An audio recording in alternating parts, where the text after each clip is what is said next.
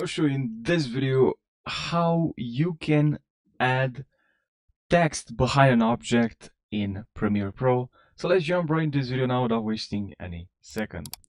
We're gonna have to hold Option and drag and move the video on top of the first video, and now click on this one here and then select here replace with After Effects composition. And then here what we're gonna have to do is just to, with the Roto brush tool, to select our face here. I just selected my face now here.